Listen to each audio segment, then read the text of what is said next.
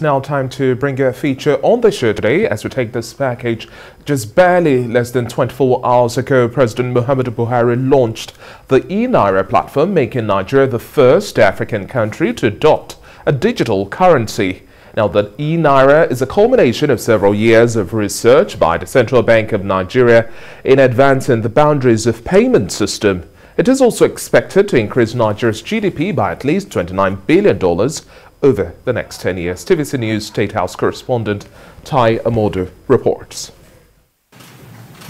The launch of the eNaira makes Nigeria the first country in Africa and one of the first in the world to introduce a digital currency to her citizens. The President, who is pleased that the development, is optimistic that the introduction of the eNaira would enable the government send direct payments to citizens eligible for specific welfare programs, as well as foster cross-border trade. This move was underpinned by the fact that the CBN has been a leading innovator in the form of money they produce and in the payment services they deploy for efficient transactions.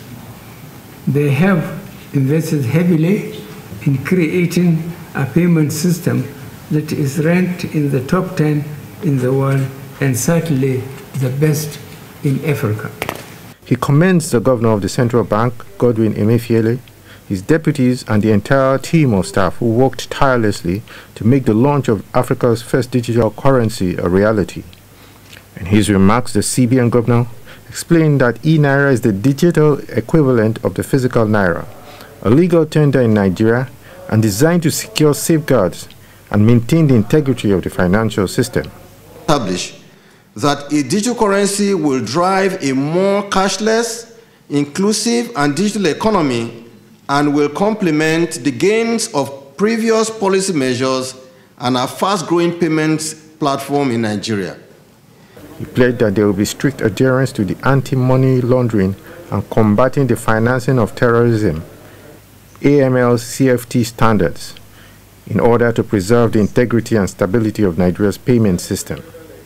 The CBN has given careful consideration to the entire payments and financial architecture and has designed the eNaira to complement and strengthen these ecosystems and have implemented secure safeguards and policies to maintain the integrity of the financial system. The CBN is also to introduce a new financial instrument titled the 100 for 100 PPP, Policy on Production and Productivity.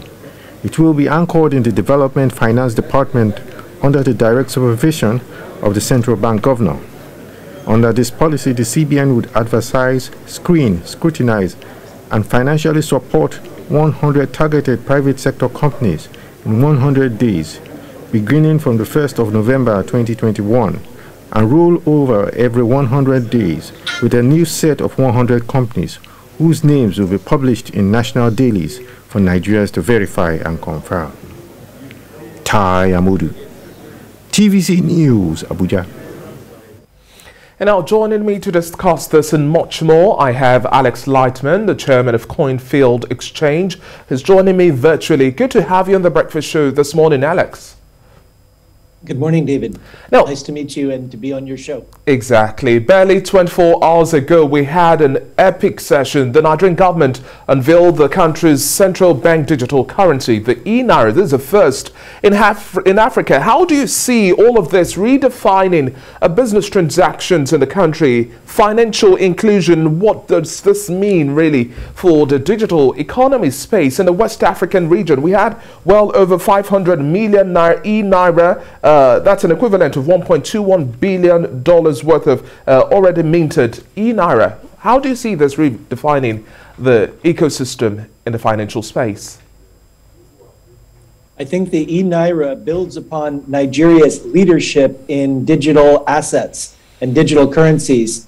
I've seen data that shows that Nigerians have the highest percentage of people who own cryptocurrencies. So this is one of those things where you're already leaders, not just in Africa, but out of all 215 nations in the world. And now you're building on that leadership with another, something new, something different, something better, and it will increase the liquidity one way that you can increase gross domestic product, GDP, is by increasing the velocity of money, the number of transactions. The eNaira should accomplish that. And also, it's something very special to have 207 million people all having this crash course, this tutorial, and becoming experts at digital assets. No other country anywhere has set up something nearly so ambitious. And it means that the Nigerians will see the future sooner.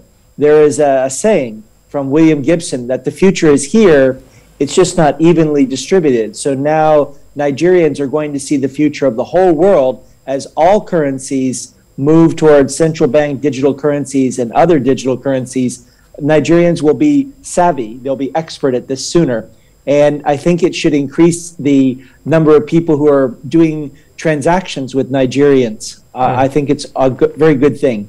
And looking at the future we have clearly in front of us, one of the prospects is that we're going to see Nigeria also have about $29 billion at least added to the GDP just by this launch. Now, but one of the critical elements so many analysts are looking out for is the regulatory oversight and transparency. Using your experience and some lessons learned from crypto trading and much more other economies, they already have their own digital currency. How do we develop a sustainable template at this point in time, taking cues from there and not necessarily making the same old mistakes with regards to transparency and then regulatory oversight? Sure. Transparency should tell you a few things. You want to go more on math and less on personality, less on celebrities, less on who's in charge when, and have people be able to think about the math. So when you talk about Bitcoin, which is extremely popular and which has gone in just under 12 years, it's gone from 1,006 Bitcoin to $1 to $67,000. That's incredible. But what we always knew about Bitcoin is it had a limited supply. There would never be more than 21 million of them. And we knew that every 10 minutes there would be a new block, and that block would have a certain size. So every 10 minutes, we knew exactly the supply of Bitcoin. That's the transparency. Another thing is we have all the source code for Bitcoin, and people can look at every line of code, and everyone can download the entire blockchain and look at every transaction. Now, you don't know who was doing what with whom, but you do know that this wallet address had this change in this this time. And so now you can match up things if you know the wallet. All of that is at extreme transparency.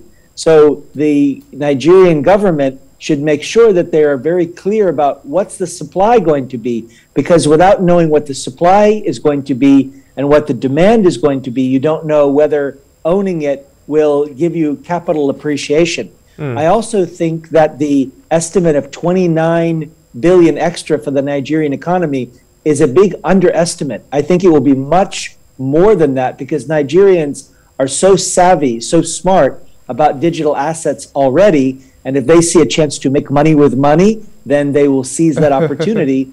And you're inviting the whole world to make it easier to do business with Nigeria. So I would love to find ways, because I am in charge of an exchange that's operating in 193 countries. I would really like to know, can my exchange make money by allowing trading pairs between the eNaira and Bitcoin, the eNaira and XRP, Ripple? And we'll soon have our own Coinfield coin coming out too. Will there be a trading pair with eNaira there? It's very exciting, and it's a lot of fun. It's a lot of fun, definitely. But Alex, just before I let you go now, let's look at the fate of the Naira, which is already experiencing some level of a free fall, as some would describe it as, against global currency like the pound sterling or the dollars. Do you see this initiative, the eNaira, helping to reintroduce some level of stability to the currency? Is it a scenario of countries that have already also experienced some similar fate of dwindling value in the currency? If people know what the supply is and what it's going to be. So how many eNaira are there today? How many will there be tomorrow? How many will there be in 1 week, 1 month, 1 year?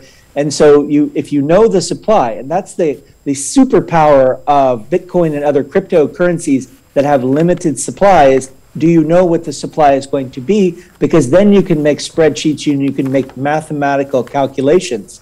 But if something is going to be flooding the world and you think that at any moment somebody can just push a button and increase the supply 10 times, you know it's going to fall. So the stability isn't intrinsic to the currency, it's intrinsic to the emission rate. How fast are you creating it, and are you creating demand faster than supply?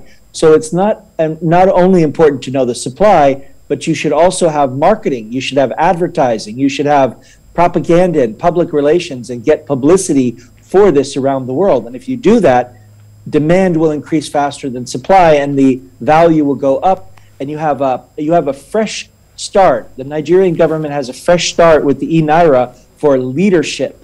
And I think that given that Nigeria is the future of Africa and Africa is the future of the world, and the eNaira gives you a chance to rebrand the country and rebrand the government in the eyes of the world business community, that's a very valuable thing. It's going to be a tremendous asset if you get it right.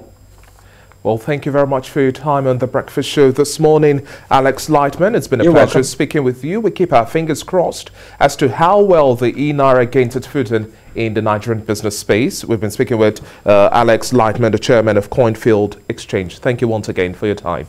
God bless Nigeria. Thank you for your time. Bye.